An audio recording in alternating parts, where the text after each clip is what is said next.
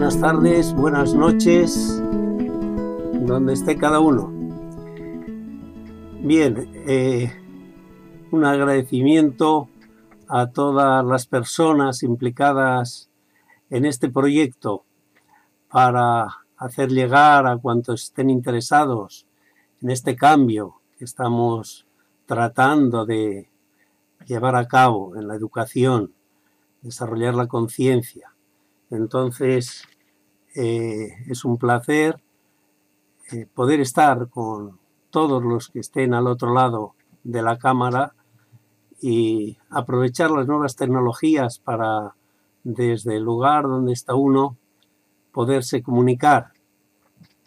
El tema que quería desarrollar es la educación un poco a lo largo de la humanidad, sobre todo, para ver dónde estamos, hacia dónde vamos, qué tipo de educación correspondería a la sociedad que hoy tenemos. Por eso hablaba de la educación en cada una de las olas, viendo las características para comprender mejor que en la ola en la que estamos actualmente, la ola de la conciencia, requiere un tipo de educación que va más allá de esta instrucción en la que todavía no permanecemos, propia de la era industrial, de la ola industrial. Voy a tratar de pasar unas imágenes para que, sea más comprensible las ideas que quiero exponer. Entonces, a lo largo de la humanidad ha habido como 4 grandes momentos. Uno que se basaba en la subsistencia, en la economía, la sociedad, todo se basaba un poco en lo que la naturaleza nos proporcionaba, que era la parte biológica, la biosfera. Y eso desde la revolución de la era sedimentaria, desde la revolución neolítica hasta el siglo XVIII, todo ese largo periodo tiene unas características, tanto en la sociedad, en el conocimiento, como en la educación, que es la que nos interesa. En el siglo XVIII hay un gran cambio con la industrialización, con la transformación, no la subsistencia, sino la producción a través de la transformación de las materias primas. Viene luego la ola de las comunicaciones, telecomunicaciones, en la que es familiar para los más jóvenes y los de más edad nos vamos acostumbrando para entrar en la ola de la conciencia o la ola cuántica. Bien, vamos a ver qué es lo que pasa en cada una de estas olas, como en la primera, que se basa fundamentalmente en la transmisión. La educación es de una élite, de unos pocos, y la clave son las creencias. La ola de la industrialización se basa sobre todo en la instrucción, en la educación, en los conocimientos, en la información. La tercera ola, que es la telecomunicaciones, diríamos que se aproxima más al hacer, a las competencias para la profesión y para la vida. Y en la cuarta ola, la ola de la conciencia, en la que tratamos de desarrollar un poco las potencialidades del ser humano en su conjunto. Vamos a ver algunos rasgos rápidamente de qué puede caracterizar a cada una de ellas. Vemos ya que desde la edad antigua, desde la cuneiforme, diríamos, sumeria, hasta bien entrado ya el siglo XVIII, el siglo XVII, siglo XVIII, con la industrialización, en la que grandes cantidades de personas, guiadas por un profesor y apoyado en los más avanzados, le daban los conocimientos básicos, instrumentales. Y vemos gran cantidad de personas acogidas, incluso hasta 300 inicialmente, ¿no? Ya se va expandiendo. Pero anteriormente era de élite, muy vinculada a lo religioso, al poder político, a una élite sin duda, ¿no? Por tanto, en esta ola digamos que hay como 4 conceptos importantes y una idea central, que es la creencia, la educación a través de las creencias, lo que venía transmitido de una generación a otra, y por tanto, la metodología era una metodología más de transmisión, era metodología oral básicamente, y aunque había la última fase, ya lecturas y demás, pero todavía predominaba la tradición oral y en un método también. Entonces digamos que hay 4 conceptos relevantes en este largo periodo de la humanidad, que es la fuente de saber viene de la deidad, del dios o de los dioses, depende de cada cultura, pero siempre tenía un poder, una fuerza grande incluso en la vida civil. Y por tanto, lo importante era también la vida en la tierra, la vida en más allá, eran ideas importantes que estaban tanto en la formación como en la profesión. El concepto de vida lo tenían muy arraigado. Y había, digamos, el dominio de unos sobre otros, de los que tenían el poder político, el poder religioso, el poder económico. Entonces, ese poder que se suponía que venía de la deidad, que venía de entidades superiores, de alguna manera marcó ese sometimiento, esta sumisión, y por tanto legitimaba un poco el poder y la educación también. Y el concepto de jerarquía, la secuencia, el orden, de arriba abajo. Estas venían a ser las características principales, sin entrar en muchos detalles, de este gran periodo. ¿Qué pasó con la industrialización? Un gran cambio, evidentemente, desde la supervivencia a partir de lo que producía la naturaleza, a transformar esas materias primas, ya sea de materias orgánicas, o sea, de materias minerales. Esto cambió rotundamente y se desarrolló o tuvo una gran influencia la idea de tener, que va a suponer digamos, desechar o un minusvalorar todo lo que era el ser humano en cuanto tal, que representaba un poco una sumisión a quien tenía el poder, y nos va a llevar al consumo, nos va a llevar a la polución, nos va a llevar, bueno, pues a desconsiderar la naturaleza como algo de lo que formamos parte, ¿sí?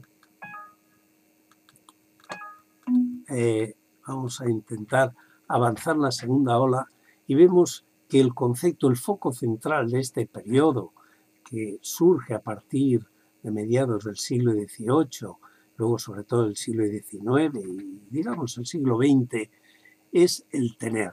¿El tener qué? El tener conocimientos, la instrucción, la información. Entonces, de alguna manera, quien tenía carrera, quien tenía conocimientos, se situaba mejor. Se estudiaba para tener unas mejores condiciones de vida. Entonces, es el tener ese conocimiento, pero tener también poder. Entonces, el tener poder supone estatus, supone dominio, supone control sobre los demás. Y eso se trasladaba, evidentemente, a los bienes materiales, el predominio de esta posesión de bienes materiales que dejaba de lado otras consideraciones, otros valores de naturaleza pues más relacional, social, humana. Entonces ahí viene la explotación, viene la posesión de bienes materiales, la riqueza, y por tanto el escalón no va a ser tanto político o religioso, sino el que tiene esos bienes. Y esto nos va a llevar a esta conciencia de progreso,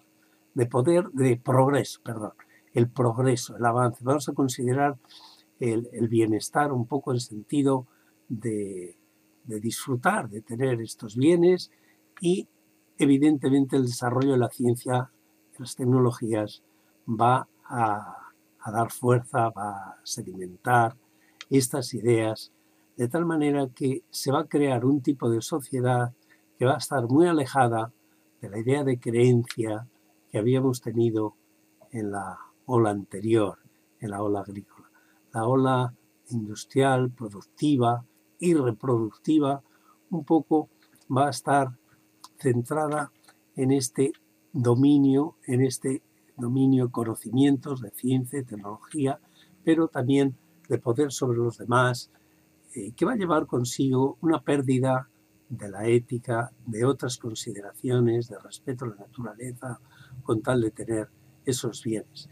Entonces, ¿qué va a pasar con la escuela y el docente en este periodo? Y digo en este periodo porque ocupa buena parte del siglo XIX, el XX, y que hoy en el siglo XXI todavía siguen manteniéndose, tanto los sistemas educativos como digamos, la instrucción en general, este modelo, digamos, llamémosle reproductor de la sociedad, de la cultura que tenemos, de tal manera que un poco la socialización consiste en reproducir ese modelo que estamos teniendo, incluido evidentemente lo que podríamos llamar democracia, que seguramente no será tanto como teóricamente deseable.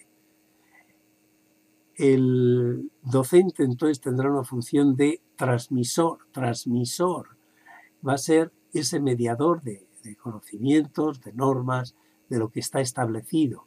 Entonces, todo este potencial creativo, este poder de decisión, pues queda disminuido porque de alguna manera viene dado pues desde las administraciones, desde los programas establecidos, de tal manera que esto es lo que impera. Entonces se convierte un poco en ejecutor del currículum, más que en diseñador del currículum. Aparentemente sí se da a los centros, a los colegios, las administraciones locales ese poder, pero luego en la práctica digamos que terminan imponiéndose lo que viene establecido desde arriba. Y esto supone pues el predominio de un control de los conocimientos, del saber, y la escuela un poco en certificación y en promoción. Por tanto, los sistemas que hoy día están vigentes son sistemas que de alguna manera tienen que ver con esta segunda ola industrial, que el foco, como decíamos, era el tener. En nuestro caso, podríamos llamar tener conocimientos. Realmente, con las telecomunicaciones, con los satélites, el mundo cambia y la información hoy no se da únicamente dentro del espacio de la escuela, sino que la tenemos en buena medida fuera, en Internet y en los otros medios. De tal manera que hoy día, con una simple dirección electrónica www.wdl.org, tenemos acceso a miles y miles de documentos de la historia de la humanidad. Significa, por tanto, que la accesibilidad universal al conocimiento ya no está en las aulas. El saber, tanto en cuanto a información, no está en las aulas. ¿Han de desaparecer? Si lo tenemos fuera, sigue su misión formativa educadora y esta es importante.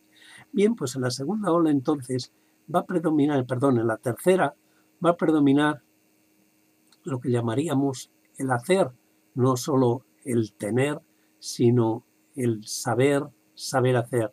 Y así se destacan. Y ya se ha comenzado incluso tanto en las enseñanzas básicas, obligatorias, como incluso en la enseñanza universitaria, lo que se llama enseñar por competencias. Si tenemos las competencias básicas, competencias instrumentales, esas necesarias tanto para el desarrollo personal, en la vida, en las relaciones, como unas competencias necesarias para seguir avanzando, ¿no? Entonces, no solamente a nivel de instrucción, de conocimientos académicos, sino también, evidentemente, de relación con los otros. Tenemos las competencias transversales, más interdisciplinares, que van más allá de los campos específicos de las materias. Tenemos las competencias profesionales, que representan un poco un dominio de la técnica también, un dominio del saber hacer, un dominio de tomar decisiones, de ser adecuado en el momento oportuno, por tanto el saber estar, una serie de cualidades que van más allá del mero tener conocimiento, la memorización tan característica de la segunda ola y de la primera también sin duda, pero de la segunda, esta memorización como criterio de control y de progreso, digamos, tiene menos sentido hoy. Sí es importante desarrollar la competencia, por ejemplo, de la memoria, pero eso es una cosa y otro, cifrarlo todo en la memoria. Y luego, un poco esas competencias para la vida, en la toma de decisiones, en lo transpersonal, en lo personal, en lo social. Entonces, la tercera ola, digamos que se basaría más en este campo de competencias. ¿Cuál sería la función en este caso del docente, de la escuela?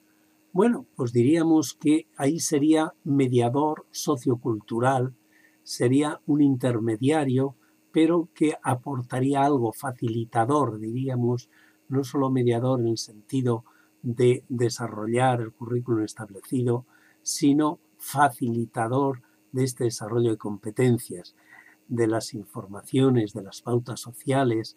No es tanto repetidor, sino que tiene una acción facilitadora de entornos, incluso de guía, de apoyo para conseguir las competencias, que no es solo facilitar el conocimiento o facilitar la instrucción, sino llegar a interiorizar esas competencias básicas, instrumentales, profesionales y para la vida.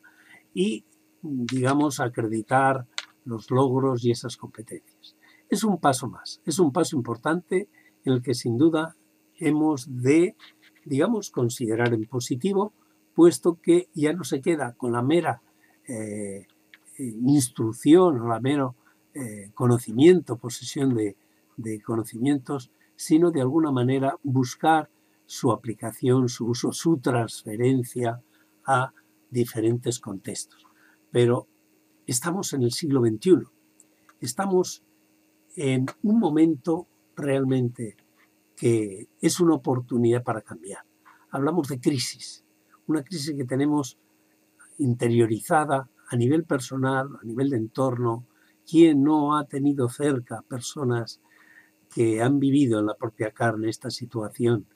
Y no me refiero solo a la crisis económica de desempleo, sino a la crisis energética, ecológica, existencial y diría más la crisis de valores. Entonces esta crisis de tener conciencia de que todos, la naturaleza, la sociedad, nosotros somos uno, de ir más allá de planteamientos fragmentados, tanto en el conocimiento como en la sociedad, como en la procedencia o país de donde provenga cada uno. Hablamos de humanidad y cuando hablamos de humanidad estamos pensando que tanto se vive en Australia, en África, en Rusia o en Europa, de alguna manera son seres humanos todos ellos. Y por tanto desarrollar esta conciencia de integración entiendo que es un aspecto que en las ciencias se está avanzando y también ha de seguir en la educación. Y lo tenemos en todos los campos científicos. Precisamente las grandes revoluciones que hemos tenido a finales del siglo XX, la revolución de la neurociencia, de la biología, con sus grandes avances, la física cuántica, las tecnologías, están revolucionando hasta el punto de ser ellas las que están dando una visión de relación entre aspectos que hasta ahora considerábamos separados, como era el conocimiento, la emoción, la acción, y se está viendo esa interacción entre todos estos elementos. Se está hablando de esta visión compleja y transdisciplinar en el conocimiento. Se está hablando de campos energéticos en todos los sectores, ¿no? Cada vez más en las organizaciones y en los grupos humanos, de la sinergia. Entonces, este concepto viene justamente de esos campos disciplinares, sobre todo la física cuántica, que nos hace ver otros niveles de realidad e incluso de conciencia, ¿no? Por tanto, la física cuántica está apoyando de alguna manera esta revolución en las ciencias en general, no solo la interdisciplinariedad, sino conocimientos que van más allá de ese campo disciplinar, ¿no? Diríamos que educar hoy, educar en el ahora, educar en nuestro siglo, si en la primera ola resaltábamos creer, en la segunda tener, que nos ha llevado quizás a esta fragmentación, a esta separación, a este desahucio de la naturaleza, en la tercera ola era la acción, predominaba la acción. ¿Qué estamos proponiendo para nuestro siglo? que sea coherente con ese campo disciplinar, integrado, pues el ser, la educación tiene que ir al ser de la persona, a desarrollar esa conciencia de la persona, de su sentido en la vida, su sentido con los otros, conciencia social, ambiental, medioambiental y transpersonal. Hay algo más allá de lo que tenemos al alcance de los sentidos.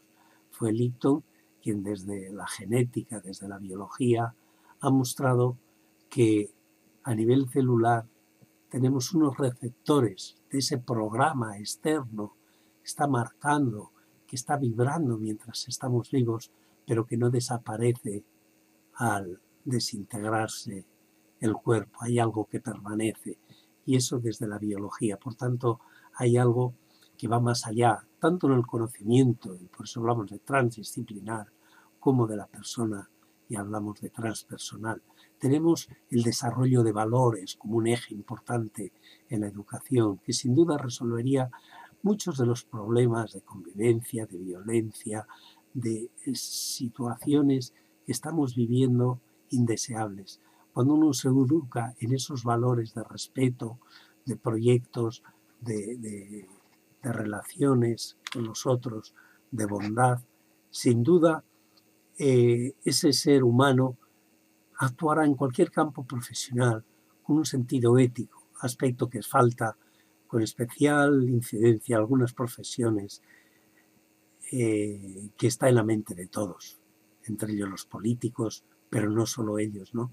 En que la falta de esa conciencia y de ética de servicio a los otros se ha convertido en ese, digamos, enriquecerse o situarse en la vida, buscar el sentido, este concepto que va más allá de la explicación, sentido personal, trascendente, de vida, y la valoración de la creatividad y de las emergencias.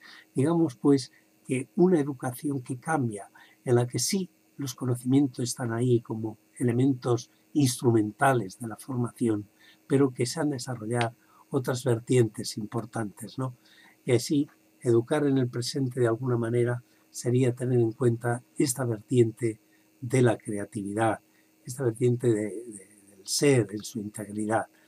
Entonces, las escuelas creativas, esas serían las escuelas en las que estamos nosotros pensando, en las que estamos considerando como ejemplo de dónde tiene que ir la educación, en que la educación sea ayudar a ser, a desarrollar los potenciales que tiene cada uno. ¿Qué son las escuelas creativas? ¿Cómo las caracterizaríamos? Bueno, serían aquellas que trascienden, recrean, transforman y valoran.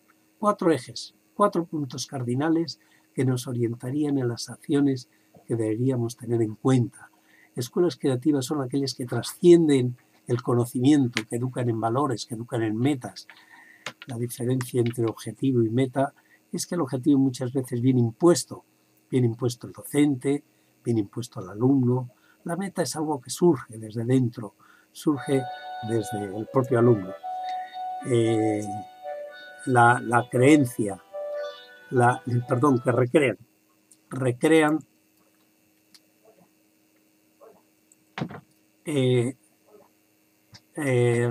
son escuelas que de alguna manera están pensando en incorporar la creatividad, proyectos creativos, ecoformadores, emprendedores. ¿Ya es la hora? ¿Ya hemos terminado? 24 minutos, sí, han pasado. Bien, termino ya rápidamente diciendo que son escuelas de alguna manera que están pensando en transformar esa dimensión de la creatividad, no solamente en reproducir, sino en sacar ese potencial que hay cada uno, enfrentarse a situaciones adversas, situaciones críticas, situaciones difíciles de la vida, que establecen vínculos entre los conocimientos, relaciones y que reconocen lo mejor de cada uno. Creo que este es clave, reconocer a la persona, reconocer en lo que es capaz de hacer, en los potenciales posibles, descubrirle, ayudar a descubrirle. Y el tiempo pasa, nada más, damos tiempo a las intervenciones o las preguntas. Y bueno, Nada más, desear que este mensaje de la educación de hoy, cómo ayudar a ser, sea un punto de referencia. Gracias.